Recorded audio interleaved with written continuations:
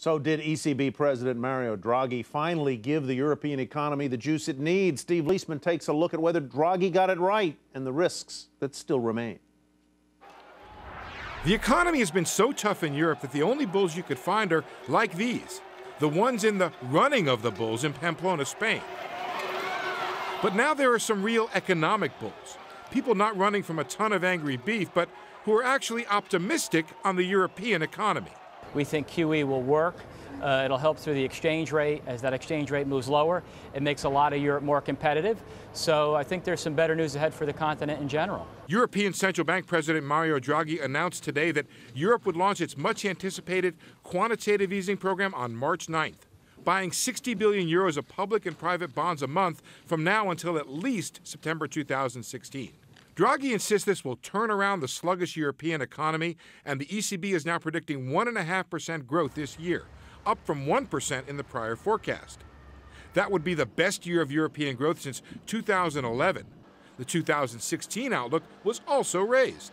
In an environment of improving business and consumer sentiment, the transmission of our measures to the real economy will strengthen, contributing to a further improvement in the outlook for economic growth and a reduction in economic slack.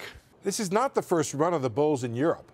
Other ECB programs before have prompted similar outbreaks of optimism, only to be trampled by the reality of anemic growth, rising unemployment, and economic chaos in peripheral countries like Greece. The troubles in Greece and the possibility of an exit from the Eurozone remain a major question mark, as does the concern over whether low interest rates from the ECB's program can really help cure what ails Europe.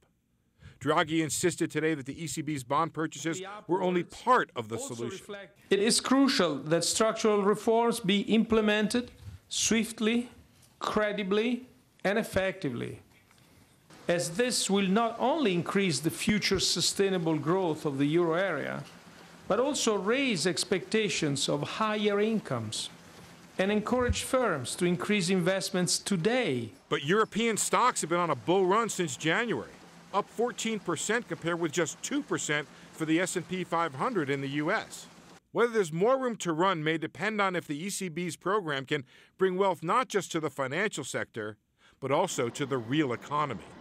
For Nightly Business Report, I'm Steve Liesman.